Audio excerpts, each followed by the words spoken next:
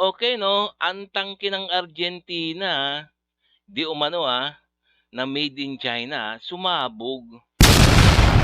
Sabi ko na nga ba, eh, sabi na nga ba, basta't made in China, talagang mga ano 'no, kumbaga ano, low quality. What?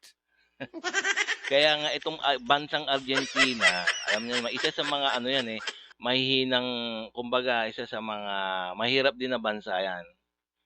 Kaya nga, binibili nila ang kanilang mga kasangkapan panggera sa China, 'yun. At isa pa na ang Argentina isa sa mga bansa na kumakampi o magkaalyado o kaalyado nila ang mga Chekwa. Kaya ayan, ayan ang napala nila. Ayan napalihan na nila, kakakuha ng mga gamit na made in China, ayun hindi nagtagal, ginagamit nila sa giyera, ayun sumabog. Ito ang bibigyan natin ng ano 'no, reaction video, komentaryo, criticism, kung ano man inyong mga saloobin diyan, puwede rin naman kayong mag-comments diyan mga kababayan. Okey 'no?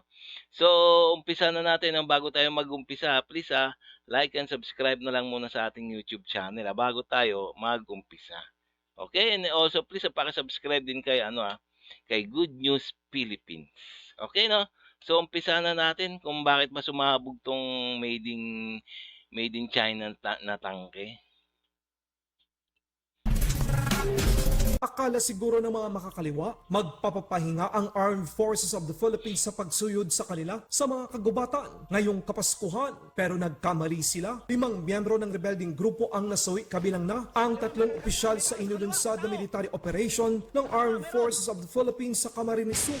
Nasawi ang 5 miyembro ng NPA, kabilang na ang 3 sinasabing mataas na opisyal ng Bicol Regional Party Committee sa isinagawang operasyon ng Philippine Army at Philippine National Police sa Barangay Burabot, Lagunoy, Camarines Sur noong ika-23 ng Disyembre taong kasalukuyan, kabilang sina alias Paeng, leader ng Platoon 1, KLG-1 SRC-2 alias Bal, head ng Regional Urban Committee o BRPC alias Ter o alias Dado, leader ng KLG-2 SRC-2 alias Pepe at alias Chris. Narecover ang mga otoridad sa encounter site ang iba't ibang mga armas tulad ng M16 rifle, 45 caliber pistol, 3 anti-personnel mines, laptop at personal na mga kagamitan ng makakaliwang grupo. Ang operasyon ay isinagawa ilang araw bago pa ang pagdiriwang ng anibersaryo ng CPP na ayon sa kay 9th Infantry Division spokesperson Major Frank Roldan, ipinarating sa kanila ng ilang residente ang presensya ng armadong kalalakihan sa kanilang barangay. Isang araw bago pa ang engkwentro, noong ika-22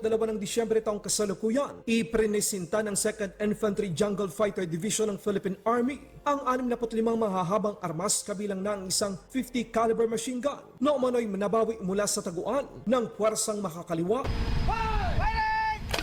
Ayan na nga ba sabi ko sa inyo, sa amin na nga ba, na ang ating gobyerno, talagang hindi yan nagpapahinga. Walang holiday yan, Walang holiday yan kaya dire-diretso. Alam mo naman, ang mga sundalo, talagang ano yan, galit na galit talaga yan. Talagang gustong-gusto talaga ng giyera niyan kasi lagi ng ano yan, lagi na lang naka-standby sa kanilang barak. Kaya ano, walang ano yan.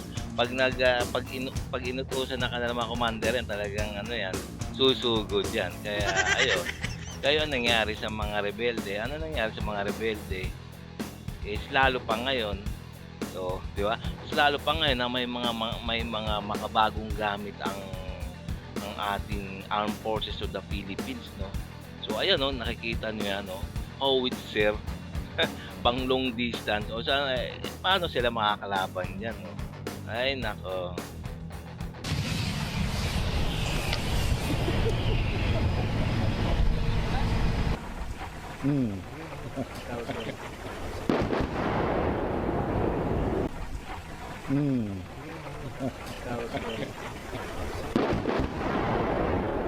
Ayan, tingnan niyo naman mga kababayan, 'no.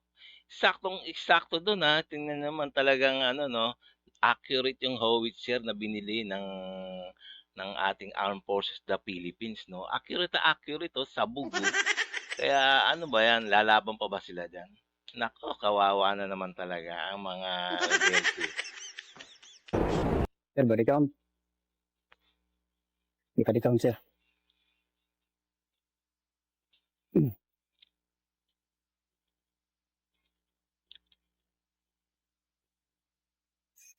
Nakapisto, sir. Hindi yung pistuhan nito, sir. Mga lumang bala, sir. Parang bagong hukay. Punso. Okay 'no, marami pa pala nito 'no? Marami pa pala nito kababayan 'no, sa Camarines Sur 'no, mga rebelde.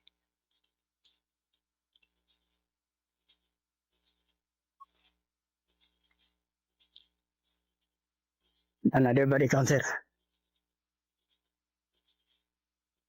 Oh, tignan niyo naman, oh, talagang ano,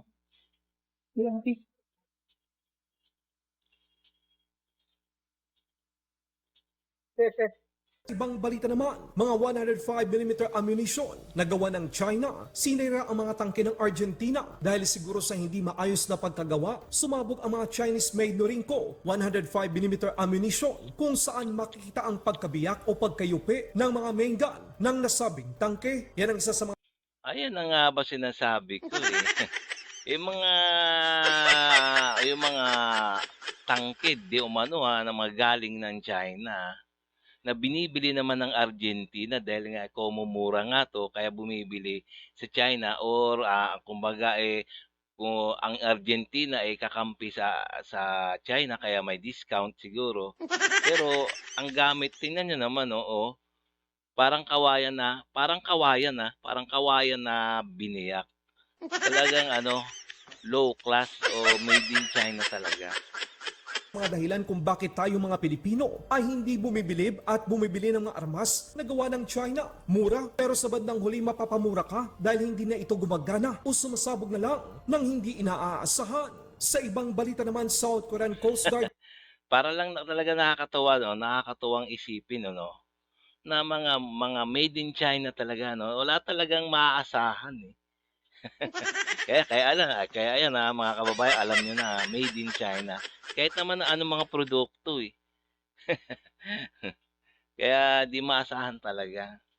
walang kupas pagdating sa pagsupil at pag-aresto sa mga illegal Chinese fishing vessel na pumapasok sa kanilang exclusive economic zone. May katigasan din sa ulo itong mga Chinese mga kabayan. Sila na yung mali, sila pa ang may ganang magdala ng mga improvised na armas upang pigilang makaakyat ang mga otoridad ng South Korea. Sa bandang huli, walang magawa ang mga Chinese kundi sumunod sa South Korean Coast Guard na armado ng matataas na kalibre ng armas. These fishing boats speedily O yan, tingnan niyo naman, Ang kukulit, ba't ang kukulit na nitong mga Tsino na 'to 'no? Pati naman sa South Korea 'no, papasukin nila, eh. Talagang mahilig talaga sa illegal 'to ng mga Tsino 'no. Ang kukulit talaga, grabe 'no. Tingnan niyo, hindi nga sila umubra sa South Korean, Coast Guard 'no. Ayun 'no, kahit may dala pa silang mga improvised na mga armas itong mga Tsino, hindi umubra, ubra ba naman sila sa mga high caliber ng South Korea, Coast Guard. Para lang silang basahan na nilampaso nun. cuts through dark waters. South Korea's Coast Guard tracks the boats with searchlights.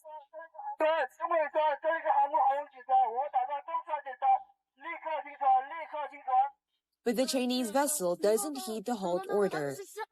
They ready their weapons as they try to escape. As the Coast Guard speedboat approached the Chinese fishing vessel, the Chinese crew started attacking officers with various weapons. They resisted arrest and swung iron rods. As the situation worsened, Coast Guardsmen threatened to use their firearms, loaded with rubber bullets, and shouted at them.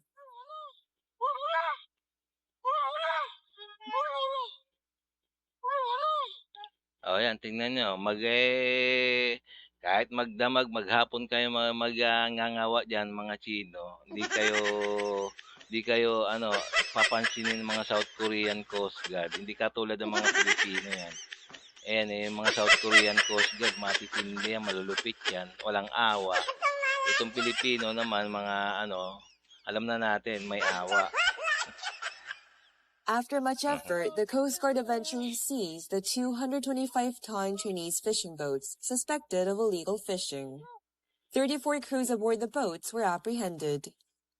당시 야간에 이루어진 Amerika, may sorpresang regalo para sa mga teroristang grupo ngayong Pasko. US Department of War, ipinakita ang paglunsad ng mga BGM-109, Tomahawk Land Attack Cruise Missile mula sa Arleigh Burke-class Guided Missile Destroyer, USS Paul Ignatius. DDG-117 na nakaposisyon sa Eastern Atlantic upang itarget ang mga ISIS sa northwestern Nigeria dahil sa ginagawang pagpaslang ng mga ito sa mga walang kalabang-labang mga Kristiyano sa lugar. Matagal nang nagbabala si President Trump patungkol sa isyong ito pero ayaw makinig ng mga ISIS. Ngayon, iniutos ni President Trump sa mga sundalo ng Amerika ang malakas na tugon laban sa mga kalaban.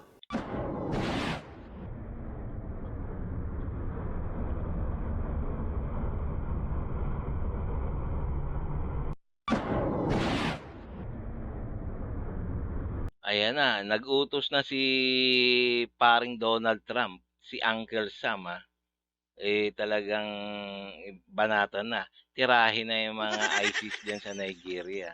So ano pa kaya? Bakit kasi napakatigas ng mga ulo nila, no? Alam nila ang kalaban nila ay si Uncle Sam. Hindi naman nila wala pang nakakatalo diyan kay Uncle Sam, no, pagdating sa mga gerang ganyan, no. Ay nako.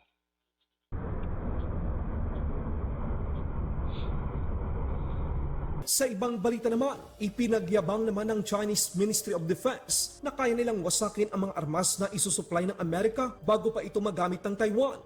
Op, ito na naman 'tong mga Chino, ito na mga Chekwa na naman 'to, no.